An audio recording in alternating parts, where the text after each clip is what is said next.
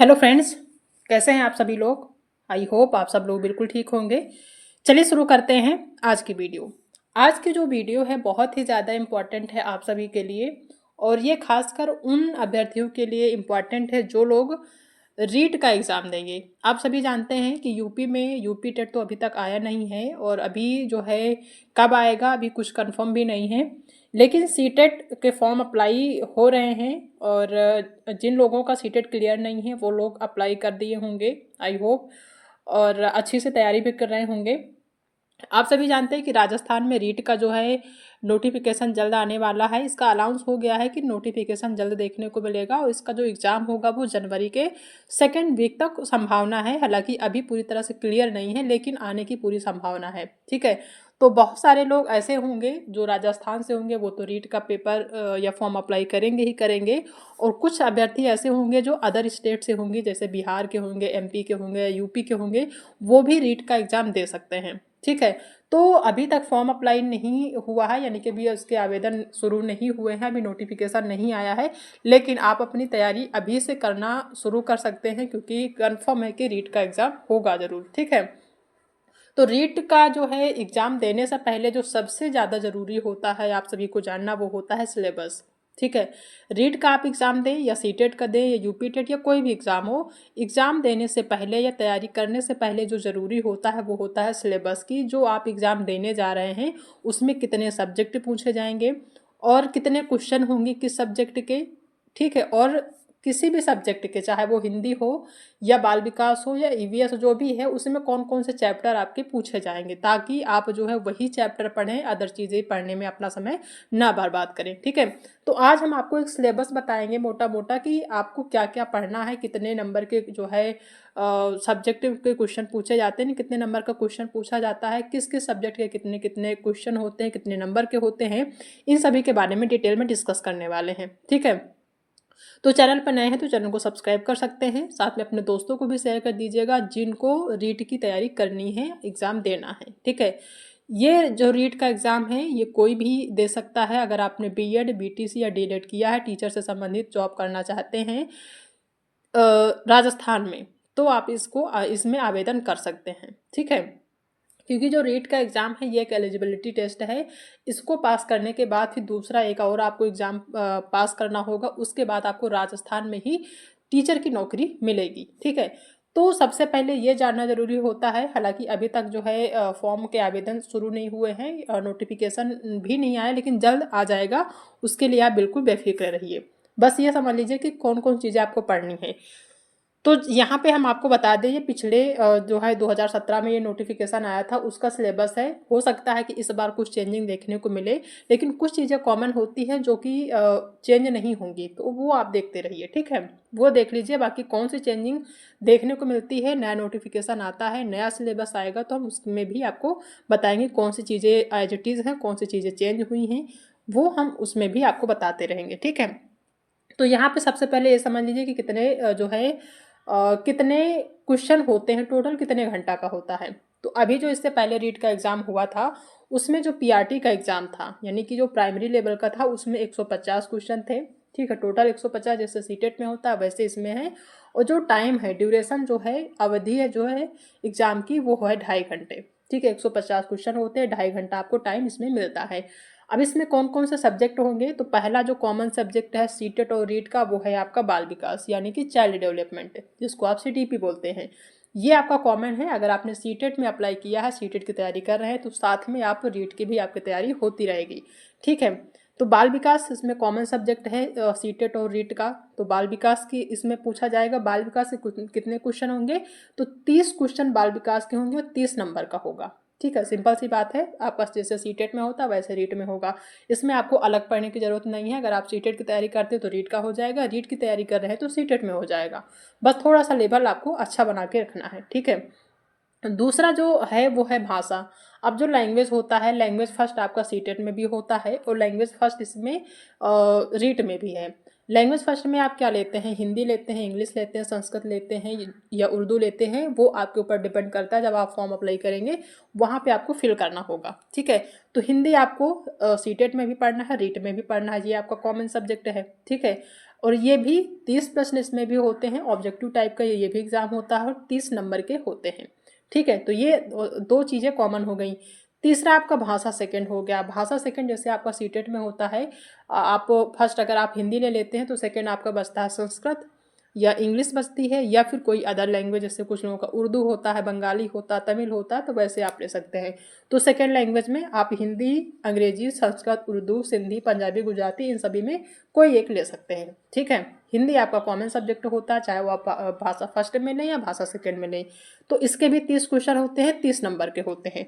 तो ये आपका टोटल क्या हो गया, सीटेट जैसा हो गया। जैसे सीटेट में पूछा जाता है वैसे रीट में भी है। ठीक है, नेक्स्ट जो फोर्थ है, जैसे मैथ हो गया, इसमें फोर्थ जो है मैथ पूछा जाएगा। इसमें 30 क्वेश्चन होंगे मैथ के भी। अच्छा, सीटेट का जो एग्ज़ाम होता है उसमें 30 क्वेश्चन मैथ के नहीं होते। इनफैक्ट उसमें मैथ नहीं पूछी जाती है पीआरटी में।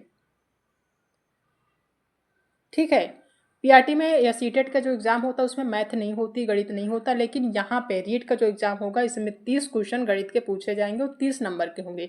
ये थोड़ा सा आपका डिफरेंट रहेगा। और पांचवा जो होगा पर्यावरण अध्ययन, ये भी एक आपका कॉमन सब्जेक्ट है। आपका सीटेट में भी पर्यावरण अध्ययन पूछा जाता है और इसमें रीट में भी पूछा जाएगा। 30 नंबर का होगा, 30 क्वेश्चन होंगे, 30 नंबर का होगा। ठीक है, तो इसमें जो गणित है, क्योंकि जो सीटेट का एग्ज़ाम होता है उसमें जो है जो सेकंड पेपर होता है जूनियर का, उसमें आपका जो है, जैसे अगर आपने साइंस से है, अगर आप साइंस से हैं तो उसमें मैथ आपका अलग होता है। अगर आप आर्ट से हैं, सामाजिक विज्ञान आपने लिया, तो एसएसटी के क्वेश्चन होते हैं, मैथ नहीं होता है। ठीक है, वैसे ही जो पीआरटी का होता है उसमें जो है मैथ के क्वेश्चन होता है, लेकिन उसमें जो है 15 क्वेश्चन ही गणित के होते हैं, 15 आपका क्या होता है, पेडागोजी होता है। ठीक है, सॉरी, जो सीटेट का फर्स्ट पेपर होता है उसमें मैथ होता है 30 नंबर का। ठीक है, 30 में 15 नंबर क्या होते हैं, आपके अंक न्यूमेरिक के होते हैं, यानी कि सवाल होते हैं, प्रश्न होते हैं, सवाल होते हैं जिनको हल करना होता है। और 15 जो नंबर होता है वो होता है पेडागोजी का। तो टोटल 30 नंबर का मैथ उसमें भी पूछा जाता है। हाँ, सेकेंड पेपर में मैथ नहीं होता है, उसमें एसएसटी होती है। ठीक है, तो ध्यान रखना है, इसमें लगभग लगभग कॉमन सब्जेक्ट हैं इसमें भी, सीटेट के और जो ये आपका रीट है, दोनों में। ठीक है, तो आपको अलग से कुछ भी पढ़ने की ज़रूरत नहीं है। अगर आप सीटेट की तैयारी अच्छे से कर रहे हैं तो फिर आपका रीट भी उसमें तैयार होता रहेगा। आप रीट का एग्ज़ाम दे सकते हैं, उसका फॉर्म आप अप्लाई ज़रूर करिएगा अगर आप सीटेट का एग्ज़ाम देने जा रहे हैं तो। ठीक है, तो ये कुछ हमने जो है, जो आपके एग्ज़ाम में पूछे जाने वाले सब्जेक्ट हैं, या फिर यूँ कह लें कि जो एक सिलेबस है वो मोटा मोटा हम देख लेते हैं। बाकी जब नोटिफिकेशन आएगा तो हम ये पूरी तरह से श्योर कर पाएंगे कि जो आपका ईवीएस होता है उसमें कौन कौन से चैप्टर आपको पढ़ने हैं, मैथ में कौन सा चैप्टर पढ़ना है, या फिर जो सीडीपी है उसमें कौन कौन से चैप्टर कॉमन हैं जो कि आप सीटेट में और रीट में दोनों में पढ़ सकते हैं, कौन से डिफरेंट हैं जो आपको जो है नहीं पढ़ना है रीट के लिए या फिर जो है सीटेट के लिए। ठीक है, तो वो नोटिफिकेशन के बाद क्लियर हो जाएगा। दूसरा जो है, जैसे जूनियर के लिए जो लोग प्राइमरी और जूनियर दोनों देते हैं, जैसे जिन लोगों ने बीटीसी या डीएलएड किया है वो दोनों पेपर दे सकते हैं। और जिनका बीएड है वो सिर्फ सेकंड पेपर दे सकते हैं, फर्स्ट नहीं दे सकते, वो प्राइमरी के लिए उनका एलिजिबल नहीं रहेगा। तो इसमें भी सेकंड जो पेपर होगा, जो कक्षा 6 से 8 तक के लिए होगा, वो भी 150 क्वेश्चन होंगे, 2.5 घंटे का समय होगा। और इसमें भी बाल विकास के 30 क्वेश्चन पूछे जाएंगे, भाषा फर्स्ट के रूप में कोई भी आप ले सकते हैं, इसमें जो भी भाषाएं हैं, भाषा द्वितीय में कोई भी भाषा ले सकते हैं। इन भाषाओं के अंतर्गत जो इन भाषाओं, सेकेंड भाषा में जो भी भाषाएं आती हैं उनमें कोई भी ले सकते हैं। 30 क्वेश्चन होंगे, 30 नंबर का होगा। ठीक है, फोर्थ जो होगा वो जैसे आपका सीटेट का सेकंड पेपर होता है जूनियर के लिए, जिसमें अगर आप साइंस से हैं तो आपके मैथ के क्वेश्चन होते हैं, अगर आप आर्ट से हैं तो उसमें एसएसटी के क्वेश्चन 60 क्वेश्चन पूछे जाते हैं एसएसटी के।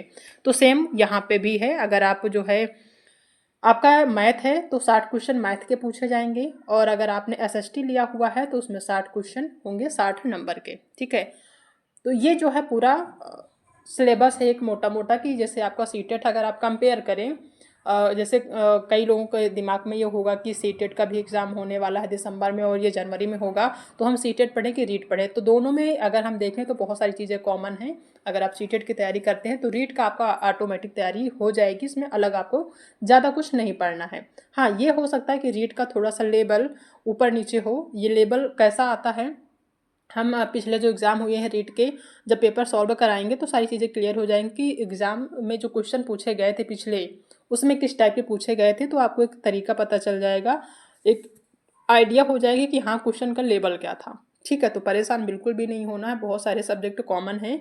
आप सीटेट के साथ में रीट की भी तैयारी कर सकते हैं। बस एक बार आप रीट के जो पिछले एग्ज़ाम हुए हैं उनको आप प्रैक्टिस कर लीजिएगा, उनको देख लीजिएगा कि उनका पेपर का लेवल क्या है।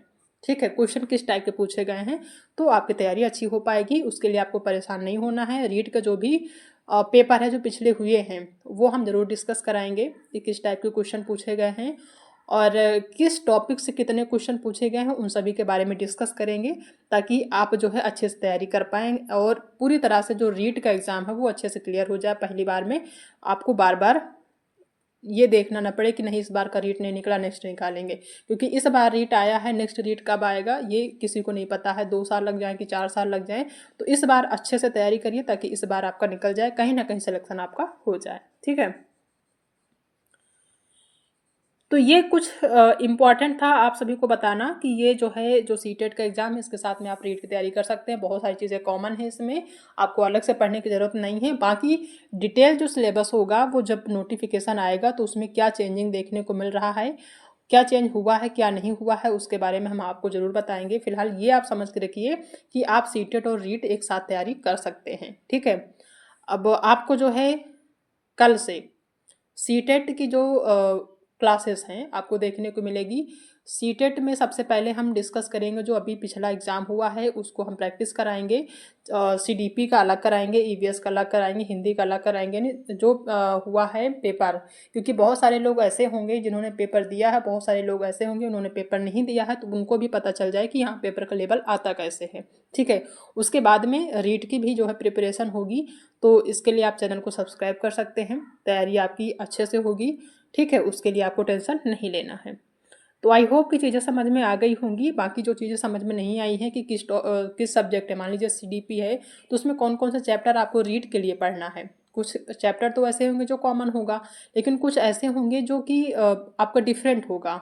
ठीक है, तो वो जैसे ही सिलेबस नया वाला आता है, नया नोटिफिकेशन आता है, उसमें हम डिस्कस जरूर करेंगे डिटेल सिलेबस। ठीक है, तो आई होप चीज़ें समझ में आ गई होंगी। अगर आपको आज की जो वीडियो पसंद आई है तो वीडियो को लाइक करिएगा, अपने दोस्तों में भी शेयर कर दीजिएगा ताकि उनको भी हेल्प मिल सके और ये डाउट ना रहे कि उनको सीटेट और रीट का एग्ज़ाम अलग अलग से तैयार करना पड़ेगा। ठीक है, बाकी आज के लिए इतना ही। बाकी मिलते हैं नेक्स्ट क्लास में एक नए टॉपिक के साथ, तब तक अपना ध्यान रखिएगा।